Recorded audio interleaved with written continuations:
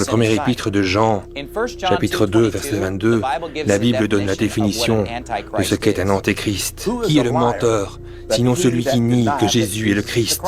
Celui-là est l'antéchrist, qui nie le Père et le Fils. Pour croire que Jésus n'est pas le Christ, vous devez croire qu'il y a un Christ et que ce n'est pas Jésus. Jean chapitre 4 nous dit que le mot « Messie » veut dire « Christ ». La femme au puits dit « Je sais que le Messie arrive, qui est appelé le Christ ». Donc nous savons que le mot « Christ » est « Messie ».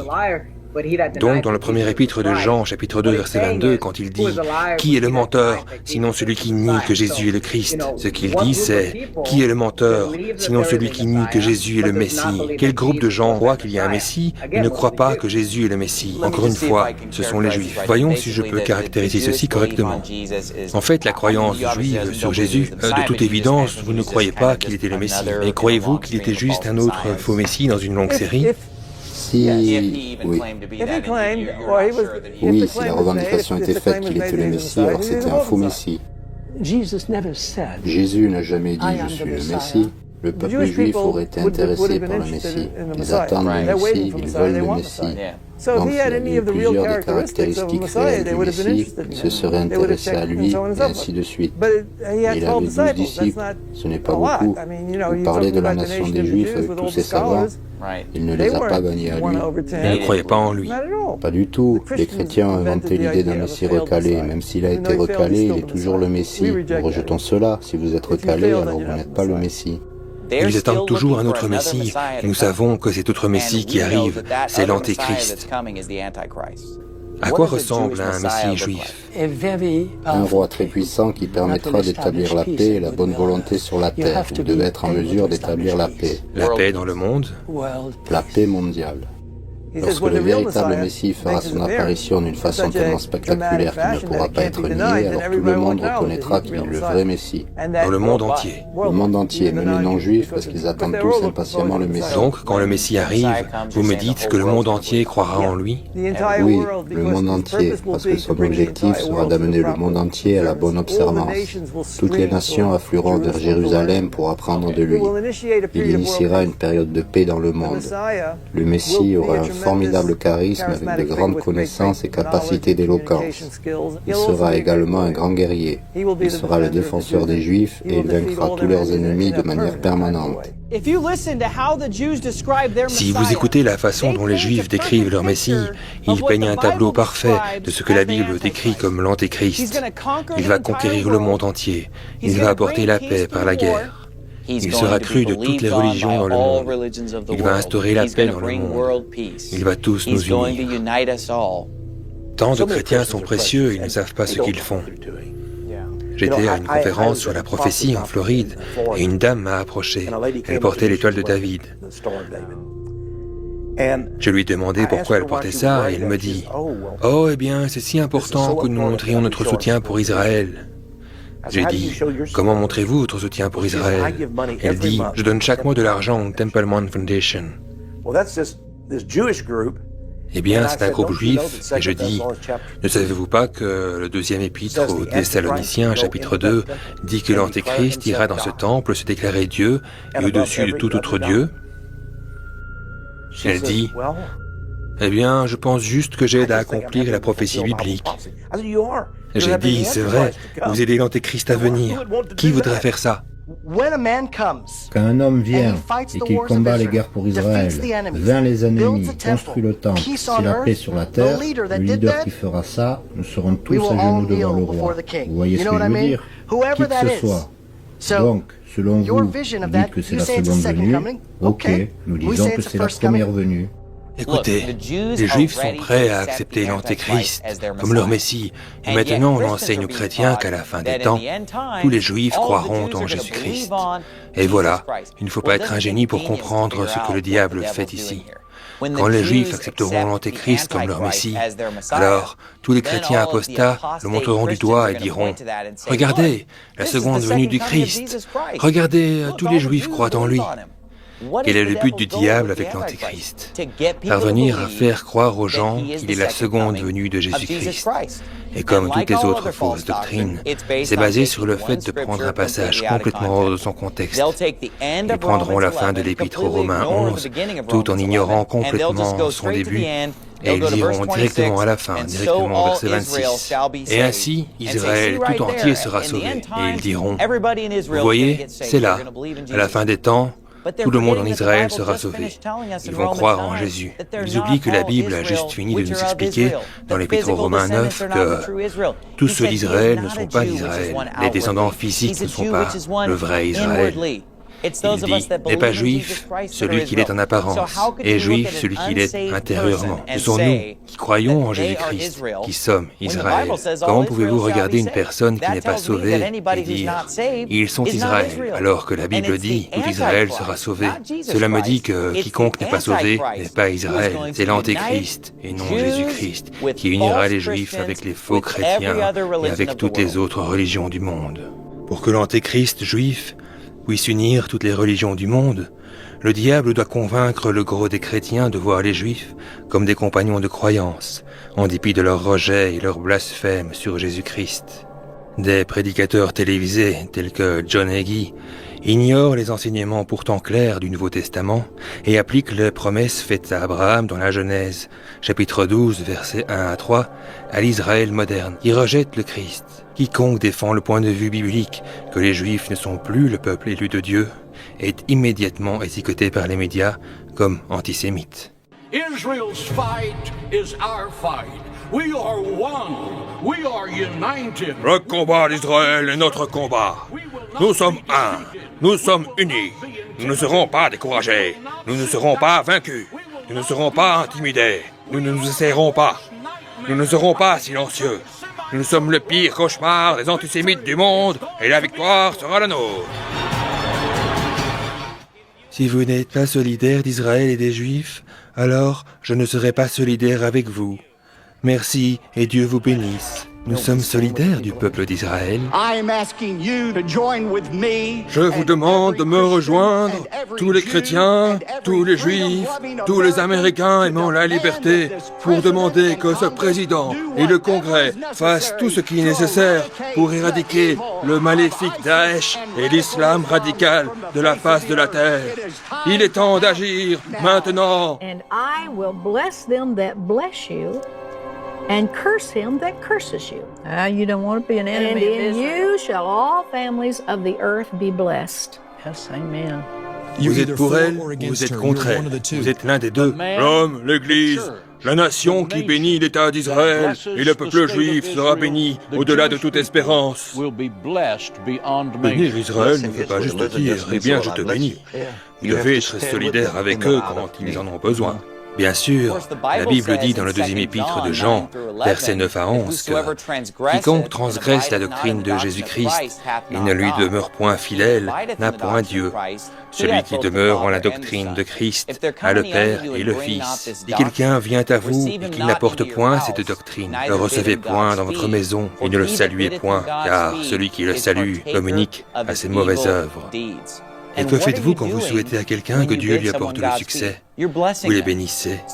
Donc aujourd'hui, la chrétienté évangélique dit que nous devons bénir Israël si nous voulons que Dieu nous bénisse. Et pourtant, le deuxième épître de Jean nous enseigne que si nous bénissons ceux qui nient le Fils de Dieu, nous prenons part à leurs méfaits. Les évangéliques, bien sûr, représentent une grande partie de la chrétienté américaine. Les baptistes du Sud, ceux de la Pentecôte, les assemblées de Dieu. Tout cela sont des groupes très fervents et ils ont en résumé été très pro-Israël, pro-sionistes. Beaucoup d'entre eux ont carrément fermé la porte de la conversion en disant « Oh, vous n'avez pas besoin de Jésus, vous êtes juif ». La chronique de Houston rapporte que John Hagee a dit « Je n'essaye pas de convertir les Juifs à la foi chrétienne. Il n'y a rien dans la nuit pour honorer Israël qui fasse cela. En fait, essayer de convertir les Juifs est une perte de temps. La personne juive qui a ses racines dans le judaïsme ne se convertira pas à la chrétienté. Toutes les autres personnes, qu'elles soient bouddhistes ou bahaïs, doivent croire en Jésus, mais pas les Juifs.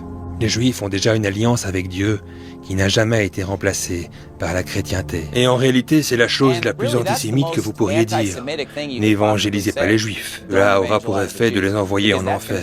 La Bible dit, celui qui croit dans le Fils a la vie éternelle, et celui qui ne croit pas le Fils ne verra pas la vie, mais la colère de Dieu demeure sur lui. Et pourtant, John Hagee enseigne que les Juifs sont déjà bons pour le service et que nous ne devons pas évangéliser les Juifs. Bien, John Hagee a tout faux. La Bible nous dit que nous devons gagner au Seigneur ceux qui sont perdus. Et nous devons prêcher la bonne nouvelle à toutes les créatures. J'ai mentionné plutôt C.I. Scofield, ayant divorcé et s'étant remarié. N'est-ce pas intéressant que John Hagee a la même histoire? Il a divorcé avec sa femme, s'est remarié avec une autre.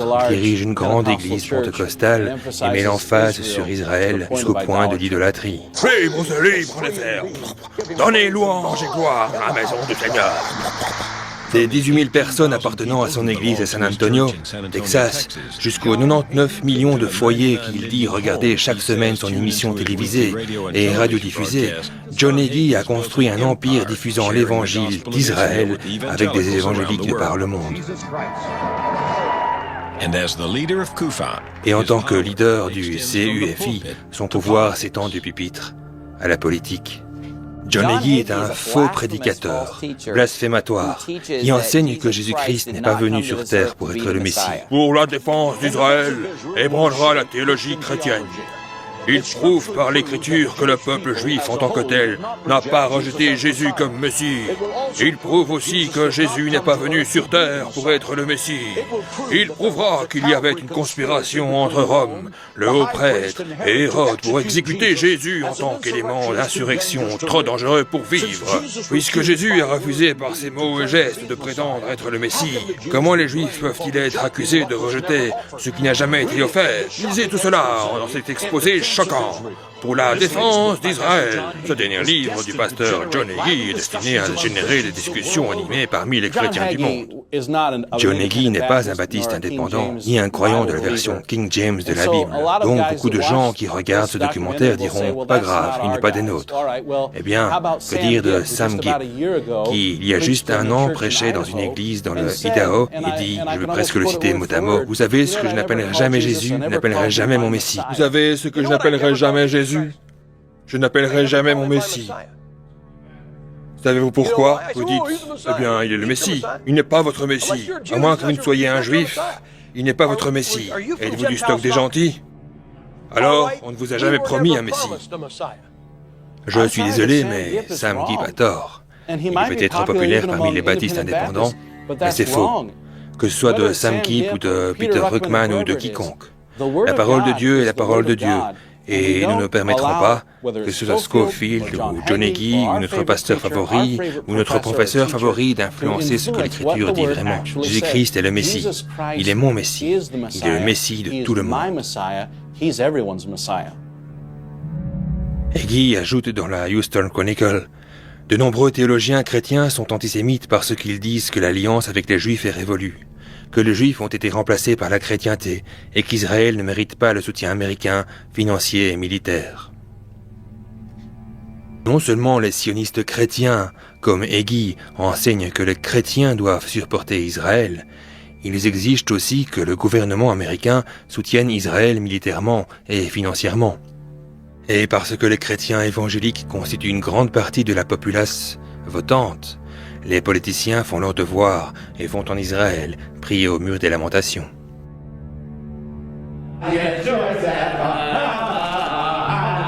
Il y a beaucoup d'électeurs républicains, socialement conservateurs, évangéliques, qui ont ce sujet à cœur. Et s'ils voient Ted Cruz sur Fox News dire « Je suis 100% derrière Israël », quand ils voient ça, beaucoup d'électeurs conservateurs diront « Eh, ce Cruz est un type plus chouette que je ne le croyais ». En fait, ils ont juste eu l'événement Chrétiens Unis pour Israël, qui est une organisation de chrétiens évangéliques qui sont très pro-Israël. C'est une image, je crois qu'on a ça, de Rand Paul qui prie avec eux. Le voilà. Il prie avec les gens de CUFI. Je déclare ceci. Ceux qui haïssent Israël haïssent l'Amérique, et ceux qui haïssent les Juifs haïssent les chrétiens. So opposition to Israel is opposition to God. Donc l'opposition à Israël est de l'opposition à Dieu. Et je me fous de savoir ce qu'ils croient et où ils sont dans leur voyage spirituel, vu que ce n'est pas mon problème. Je le couvre, et ce n'a pas d'importance ce qu'il fait, où il en est. Du moment qu'il en appelle au nom de Yahvé, le Dieu d'Abraham, Isaac et Jacob, c'est mon frère. Il va y avoir, je pense, un virage vers un christianisme plus biblique, un christianisme plus juif.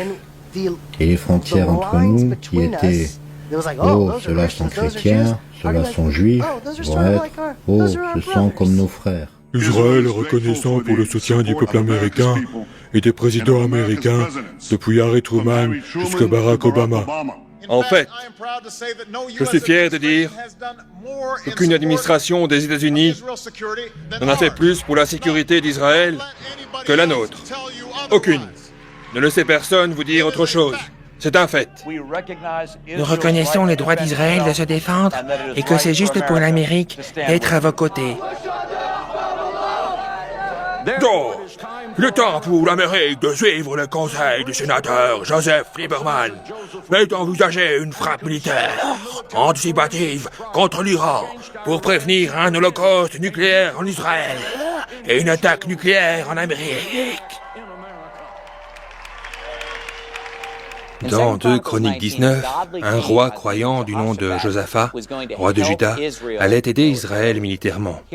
Voici ce que Dieu lui dit dans le verset 2. « Mais Jéhu, fils de Hanani, le voyant, sortit au-devant du roi Josaphat et lui dit, « Est-ce le méchant qu'il faut aider? Sont-ce les ennemis de l'Éternel que tu aimes? À cause de cela, l'Éternel est irrité contre toi. » Donc il nous est dit aujourd'hui que si nous soutenons la nation d'Israël, nous serons bénis de Dieu à cause de la Genèse 12. Alors qu'en réalité, la Bible nous dit que si nous aidons une nation incroyante et inique comme Israël, nous aurons la colère de Dieu sur nous. Pourquoi nous, les chrétiens qui croyons la Bible, devrions-nous soutenir la nation d'Israël alors que celle-ci ne permet même pas à un chrétien d'immigrer dans leur pays? Si vous voulez immigrer en Israël, vous devez renoncer au nom de Jésus-Christ. Donc pour quelqu'un qui veut devenir juif orthodoxe, ou pour avoir le droit de revenir, il faut renoncer à la chrétienté, par exemple. Ils le font. Vous ne pouvez pas être un juif et un chrétien, c'est l'un ou l'autre. En ce qui concerne l'État moderne d'Israël, il est nécessaire de renoncer à son ancienne appartenance religieuse et cela nécessite un certain nombre de rituels qui sont conçus pour nettoyer l'appartenance religieuse antérieure. Donc quelqu'un qui n'est pas juif n'a pas à s'attendre automatiquement de pouvoir immigrer en Israël. Pas en tant que citoyen. Donc, pour immigrer en Israël, ils devraient renoncer à la chrétienté pour pouvoir devenir un citoyen. Ils devront être convertis par un rabbin orthodoxe. Je connais personnellement des gens qui ont été en Israël, croyant qu'Israël est la terre promise et que les Juifs sont le peuple élu de Dieu, et ils vont là avec cette idée dans leur cœur, et ils vont là pour témoigner auprès d'eux et leur parler du Christ. Mais c'est illégal en Israël de distribuer des tracts. Les flics viennent et ils les harcèlent, et ils brandiront même la menace de la déportation. La Bible est véridique quand elle dit qu'ils sont les ennemis de l'Évangile. Dans l'Épître aux Romains 11, 28, la Bible dit « Ils sont certes ennemis par rapport à l'Évangile à cause de vous, mais ils sont bien aimés, eu égard à l'élection à cause des pères. » C'est dit ici dans la parole de Dieu. Ils sont les ennemis de l'Évangile.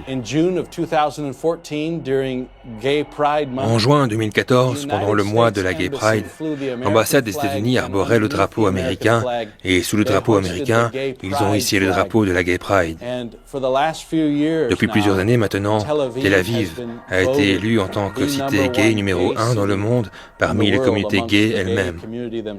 Ils ont élu Tel Aviv numéro 1 dans le monde, pas San Francisco, pas New York, mais Tel Aviv. We were established for the establishment of Israel. Our markings are all over. Nous avons été établis pour l'établissement d'Israël. Nos marques sont partout. Prenez $1 dans votre poche. Regardez le grand sceau. Vous remarquerez dans l'envergure de l'aigle, vous verrez l'étoile de David, faite de 13 étoiles. Pourquoi est-ce que l'étoile de David est là-dedans?